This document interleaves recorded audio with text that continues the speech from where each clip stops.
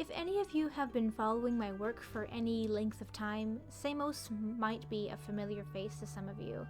She's sort of become the mascot for my more original content, and she's been in my icons, in my headers, she's been one of the OCs that gets the most attention when I share them, etc, etc. Samos is the one who started it all when it comes to my original content. Now, you wouldn't be able to recognize her in her earliest rendition, but despite absolutely changing everything about her character from when I first made her, she's always been there. Samos is the main protagonist of the centered plotline surrounding my the Spiral universe, which is a fantasy-based world having to do with magic and gods and guardians and demigod-like people. She's the main protagonist, the quote-unquote chosen one, though I use that term very loosely as there's a lot of quote-unquote chosen ones in that story. She's the human incarnation of a light god known as the Phoenix amongst mortals that reincarnates through different lives as humans. In short, the Phoenix is a starborn, immortal being of light that cycles through mortal life as a human being again and again, and each of those human incarnations is unique, and each Phoenix is given the same divine treatment by other mortals and humans, despite not gaining any memories from previous lives and not being especially godlike in human form. The Phoenix is a very strong presence and omen of hope from what happened when it first arrived thousands of years ago. But that's story and plot, and we're not here for story and plot. We're still here for Bird Jesus. We're still here for Bird Jesus. And as for Samos as she is, I'd say she's pretty typical as main protagonists go. She's naive, but she's heavily optimistic, and she's childish. She's reckless and carefree and curious and a dreamer, and has the personality of a baby chick. She has a lot to learn, and I'd say despite her origins, she's practically like any kid or any like main protagonist kid.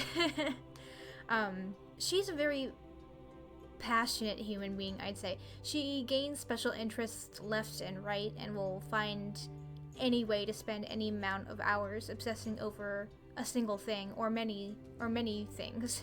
In fact, I'd say she loves learning everything she can about everything so much, whether it's about plants or stars or bugs or architecture. She'd keep a journal upon things she likes, and despite having a fairly good memory, she'd probably write everything down just for the fun of it. Despite being treated as this holy deity, I'd say she's still extremely human through and through. She's had a rebellious streak since she was 4, and even those who wait on her as servants have known her long enough to be unfazed by her apparent godly status. One of her so-called servants is someone you might know, is a scholar named Kai Amon, who kind of doubles as her babysitter and best friend, though kind of involuntarily. Later still, some of my other characters, Matthias Lundara and Cassian Serethiel, will become her personal bodyguards in the main storyline and end up being her brother dad's figures, kind of. I want to keep these points in order, but I don't know what way is the best way of introducing her.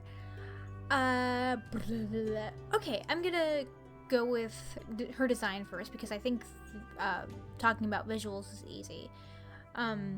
Somewhere along the way of her design, I decided I wanted to make her the embodiment of rainbows and sunshine and everything happy.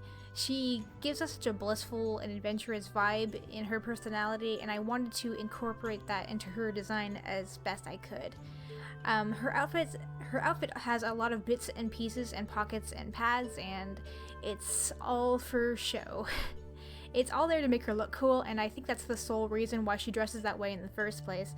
I like to think that Kai went out of his way to buy the bits and pieces and the accessories for her during one of his scholarly research field trips outside the country, and she brought everything together with a pair of 2 big baggy pants and a sash from the back of her wardrobe or something.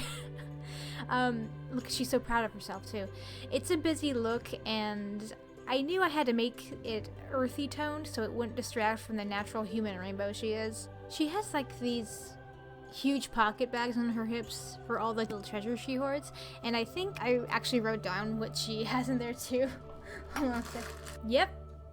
She has a broken compass, a small bag of cinnamon cranberry biscuit cookies, a small rocks and crystals, a small journal, and I believe a seashell good luck charm Kai gave her that has sea witch protection magic on it. Nice. I fully embraced Mary Sue culture and gave her the gold eyes with the flecks of rainbow colors and natural burgundy anime hair.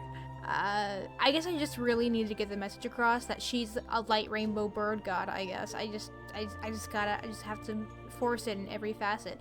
Her eyes aren't just like a stylistic choice either. I think if you saw her in real life, like she'd still have like these huge, unnaturally large owl-like eyes that are slightly unsettling if you look at her wrong.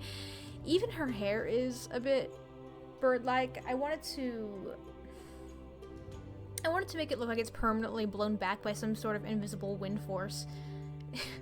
She's also quite small, and as well, she's 15 years old, but sometimes even I forget that.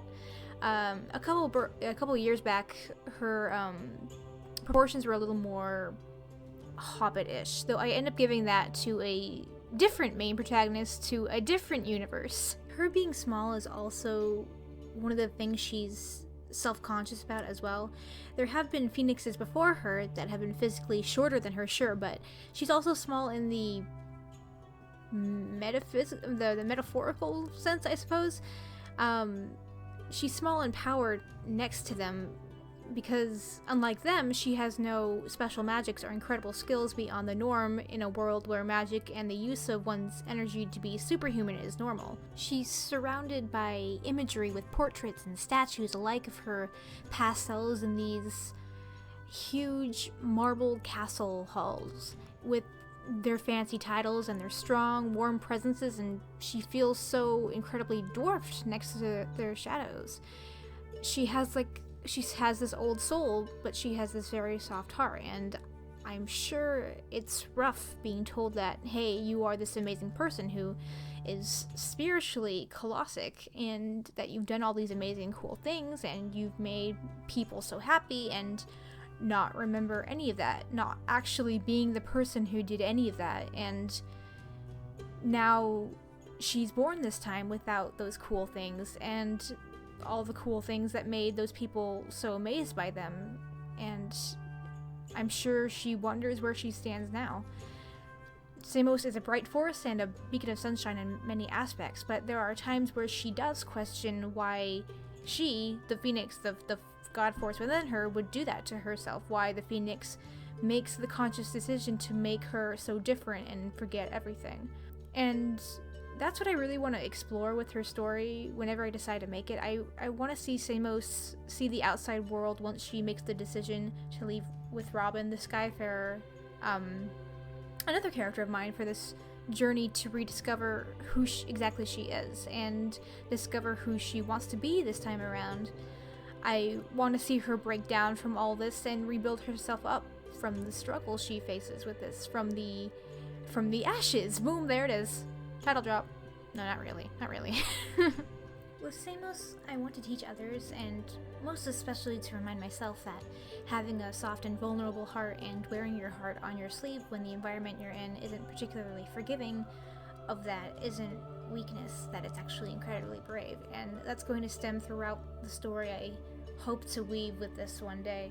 If whenever I get to that, which might be, check my watch, maybe never. But here's to hoping. It's coming to a close here in a bit, and I wanted to thank everyone who made it up to this point wholeheartedly. This series is going to mean so much to me, and I feel like actually coming out to talk about these guys with everyone is the start of something fun, I think. It's actually kind of exciting. If you are curious to read more about Samos, I think I have a link in the description to where, hopefully I have a link in the description, to where you can read a bit more about her in depth, and others, of course. Hopefully.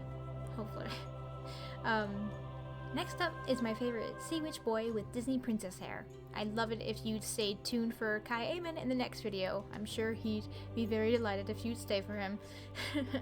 Thank you so much for watching Starlings. I forgot what I call you guys. And see you next time.